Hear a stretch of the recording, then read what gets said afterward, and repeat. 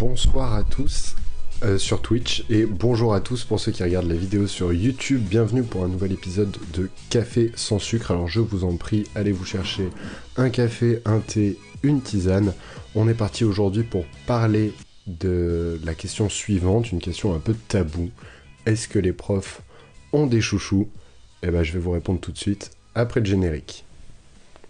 Sachez qu'enlever le sucre du café vous permettra de retrouver son authenticité et d'éviter d'ingérer des calories inutiles.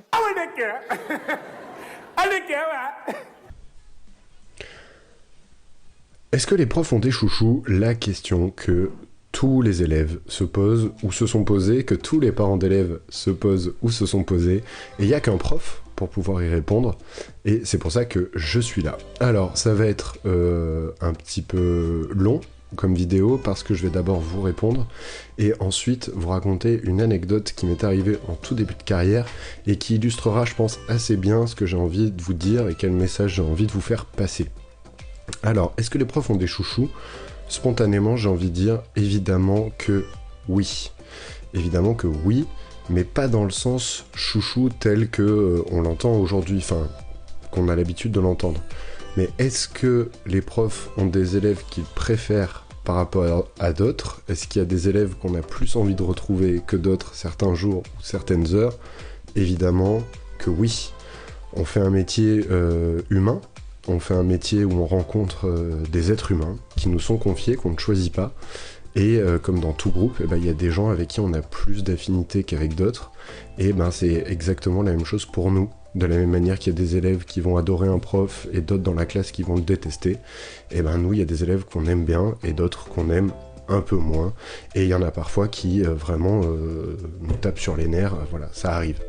Voilà, ça, il n'y a aucun doute là-dessus. Vaut mieux être transparent et clair. En même temps, l'inverse serait flippant. Ça voudrait dire qu'on est des robots, en fait. Et que les échanges qu'on a avec nos élèves en classe et en dehors des cours seraient biaisés, en fait. Comme on est des humains, évidemment, dans les relations interpersonnelles, ça match plus ou moins bien. En revanche, est-ce que les profs ont des chouchous, dans le sens où on l'entend aujourd'hui? Évidemment que non. Voilà, donc ma réponse, c'est à la fois oui et non. Non dans le sens où, si on entend chouchou comme Agnan dans Le Petit Nicolas, par exemple, si vous avez jamais lu Le Petit Nicolas, lisez-le. Voilà, tout simplement. Agnan dans Le Petit Nicolas, vous savez, celui qui balance tous ses potes et qui est le chouchou de la maîtresse, qui a toujours les meilleurs résultats, qui est le premier de la classe, etc. Ça, non. Je veux dire, clairement, c'est les élèves qu'on a plus envie de retrouver sont absolument pas toujours les meilleurs élèves. Voilà. Et même à l'inverse, parfois c'est ceux qui sont le plus en difficulté ou qui ont les profils les plus atypiques qui vont le plus nous marquer et avec qui ça va mieux matcher finalement. Donc ça, absolument pas.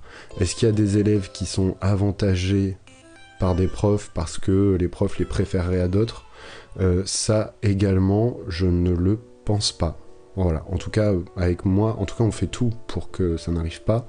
Et j'ai fait plusieurs établissements, même dans plusieurs pays, et j'ai jamais vu d'élèves se faire saquer volontairement par un prof. Enfin, j'ai jamais vu de prof saquer volontairement des élèves. Que ce soit sur la discipline ou sur les notes. Voilà, je n'ai jamais vu ça. Alors je dis pas que ça n'existe pas, j'ai pas tout vu, mais j'ai quand même croisé des dizaines et des dizaines de collègues dans des tonnes de matières différentes, à plusieurs niveaux. Je n'ai jamais vu ça. Voilà. C'est jamais arrivé. Et pourtant, c'est drôle parce que quand je croise des anciens élèves, et j'en croise beaucoup depuis que j'ai déménagé, je me suis rapproché de mon collège, donc je croise de plus en plus d'anciens, c'est normal dans la rue.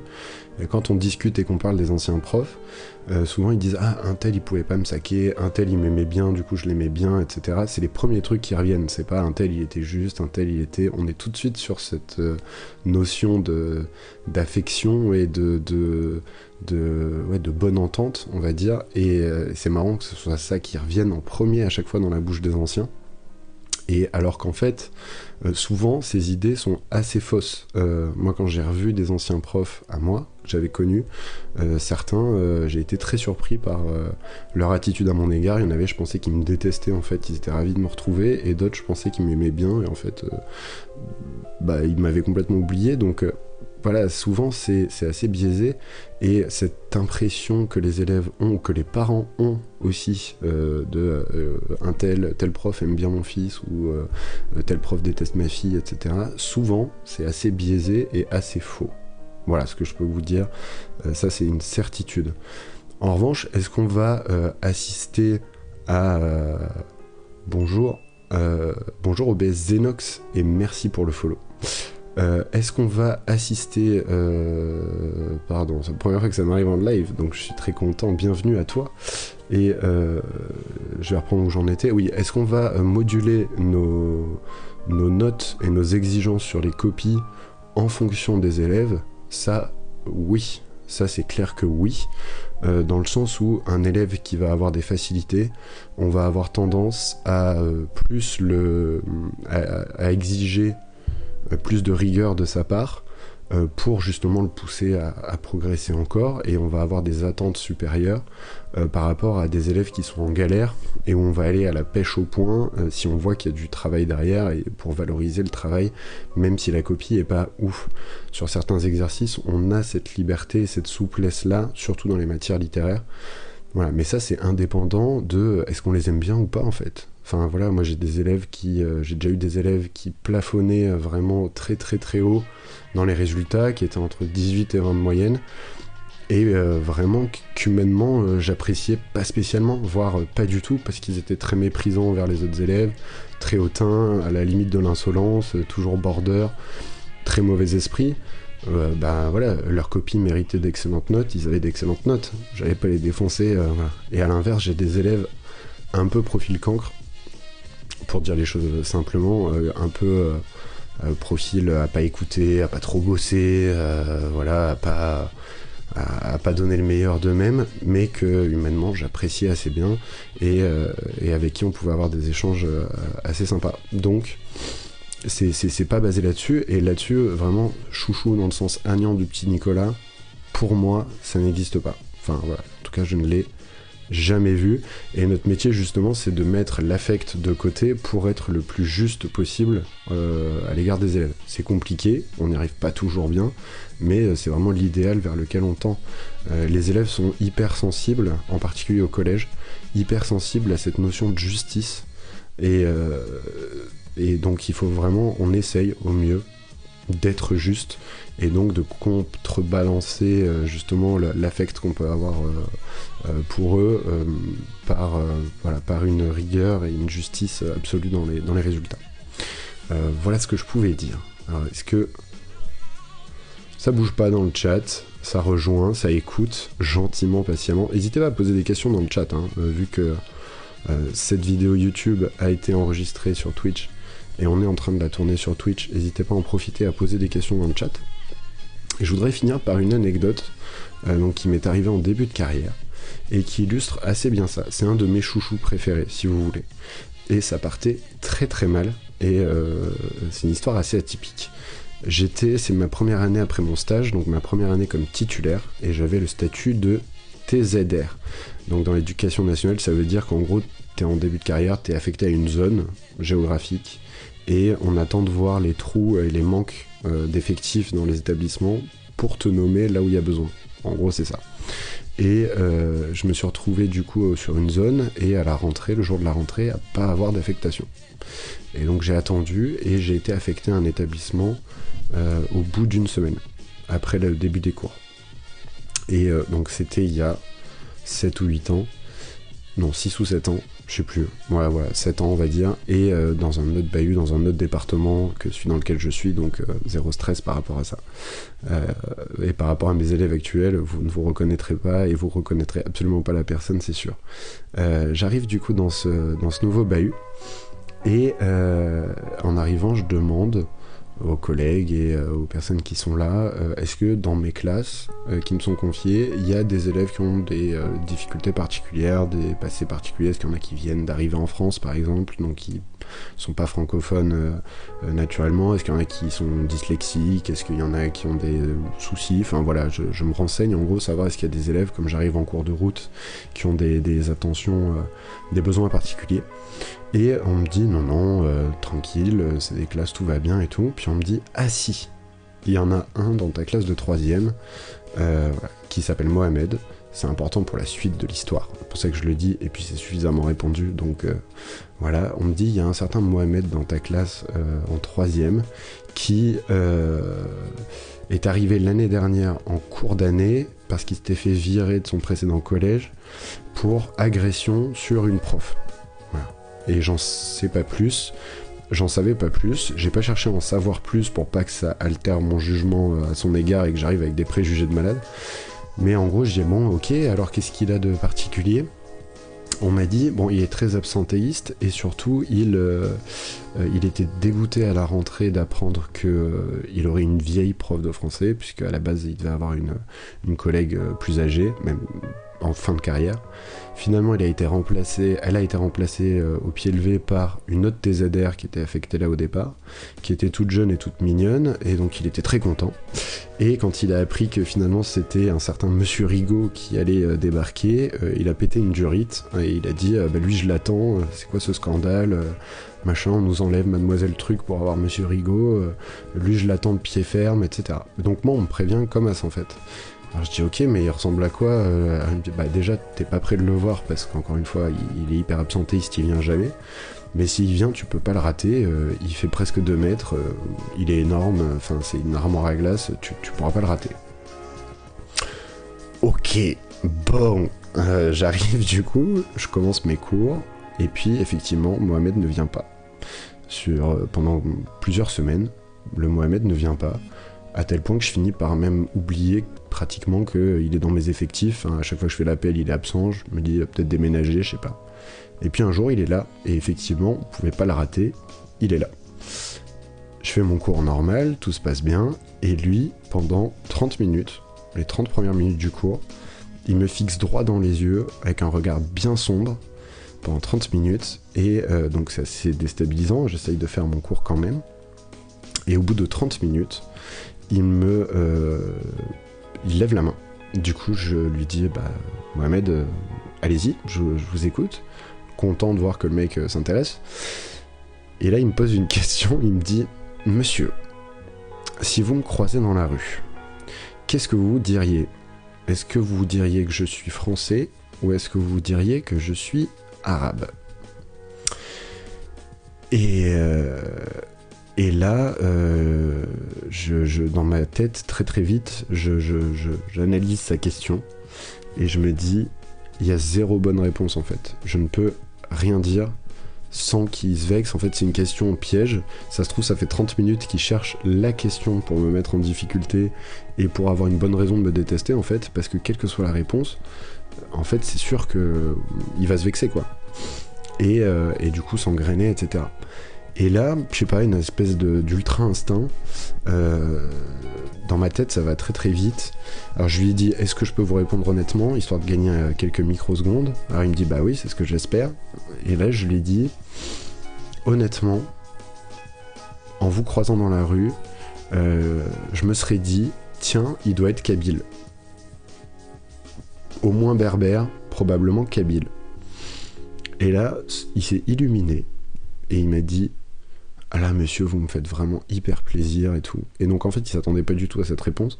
Alors comment j'ai trouvé ça? Bon il s'appelait Mohamed, et il avait les cheveux très clairs, pas blonds mais très très clairs, et les yeux verts.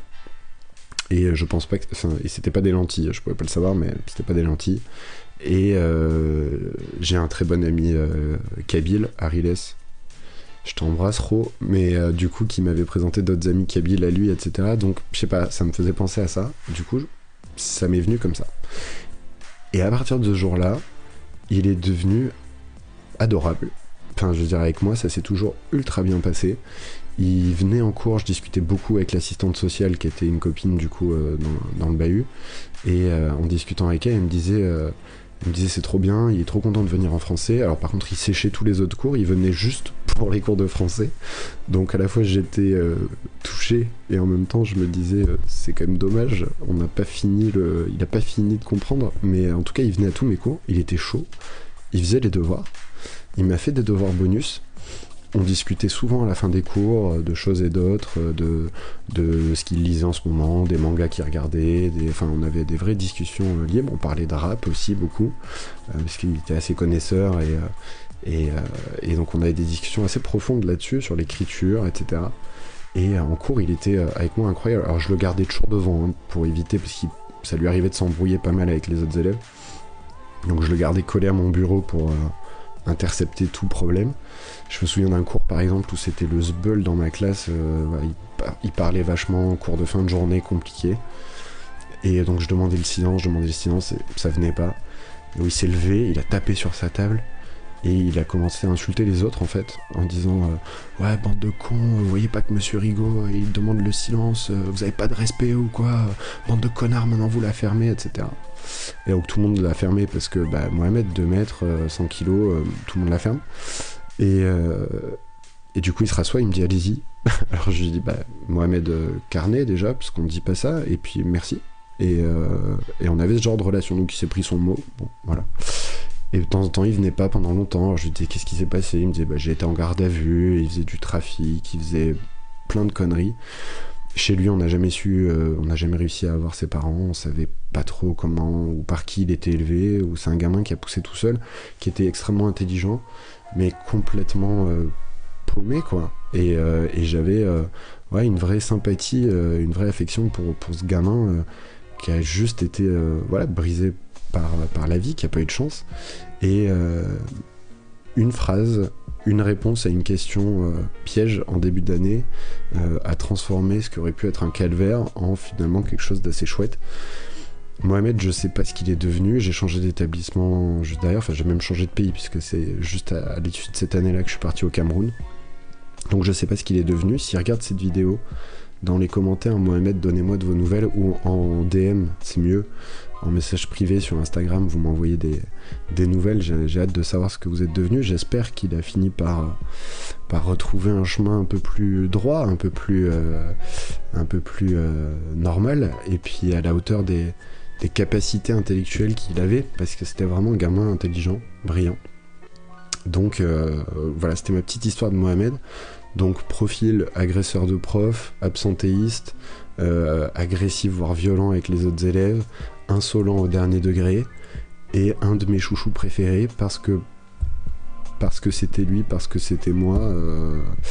Voilà, ça a marché et ça a été une année assez enrichissante et pour lui et pour moi du coup, parce que j'ai appris plein de choses à travers lui sur les élèves en difficulté, sur les histoires familiales à quel point ça peut impacter des gamins, etc. Et lui de moi parce qu'il s'est rendu compte que il pouvait discuter avec des figures d'autorité, il pouvait s'intéresser à la culture, à plein de choses. Donc voilà, parfois ça match, on sait pas pourquoi, parfois ça match pas, on sait pas pourquoi. Et donc voilà, si je devais résumer cette vidéo, est-ce que les profs ont des chouchous ? Non. Est-ce qu'il y a des élèves avec qui ils s'entendent mieux ? Oui. Et je salue le troubadour des internets, streamer incroyable, si vous connaissez pas, allez suivre sa chaîne Twitch, c'est incroyable, qui a répondu à ma story annonçant le live. Oui, que selon lui, oui, consciemment ou inconsciemment, les profs avaient des chouchous. Donc oui, parce que y a des élèves avec qui on s'entend mieux qu'avec d'autres. Et sur des critères pas logiques, pas rationnels, parce qu'encore une fois, on est des êtres humains, il y en a certains avec qui ça va matcher ou pas. Et puis certains, c'est des relations sur le long terme, hein. On se voit pendant au moins 1 an. En 1 an, notre opinion sur l'élève et de l'élève sur le prof peut évoluer. Il y a des années qui commencent mal avec certains élèves et qui finissent bien, et vice-versa. Une relation, ça peut s'améliorer ou se dégrader, donc tout est possible. Voilà. Et c'est ça qui rend ce métier passionnant aussi, c'est que on n'est pas juste des robots, on n'est pas juste là à vous balancer des infos et du cours, il y a aussi de l'interpersonnel qui est hyper important. Et c'est pour ça que pendant les confinements, autant les lives sur YouTube, parce qu'à l'époque je faisais les lives sur YouTube, pour mes cours était super chouette, autant si on remplaçait tous les cours réels par des cours en visio, ça serait une catastrophe parce que tout ce lien-là disparaîtrait, et voilà. Et donc il y aurait plein de belles histoires qui pourraient pas exister. Voilà. J'espère avoir été assez clair, j'espère répondre à vos questions. Et c'est vrai que très souvent, élèves et parents d'élèves pensent qu'un tel déteste mon fils, etc. Non. Voilà. On n'est pas là pour les aimer, on n'est pas là pour les détester, on est là pour leur apprendre des choses, mais dans le cadre de ces apprentissages, il peut y avoir pas une amitié, on va pas exagérer, mais ouais, une bonne entente qui peut exister avec certains élèves, ou au contraire, voilà, des difficultés interpersonnelles. Voilà. Écoutez, j'ai plus qu'à vous souhaiter une bonne soirée pour ceux qui sont sur Twitch. Une bonne journée pour ceux qui sont sur YouTube. Je vous rappelle, samedi prochain, prochaine vidéo, une vidéo tous les samedis à 14h. Là, ce sera le prochain épisode de l'anecdote sur Molière. Et voilà, je suis en train de le préparer, ça va être chambé, donc abonnez-vous si c'est pas déjà fait.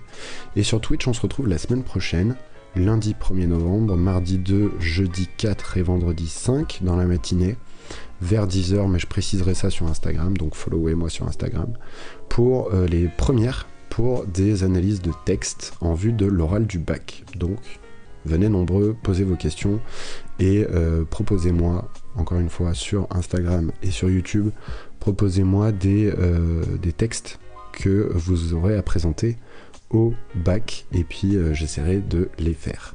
Ciao tout le monde, prenez soin de vous.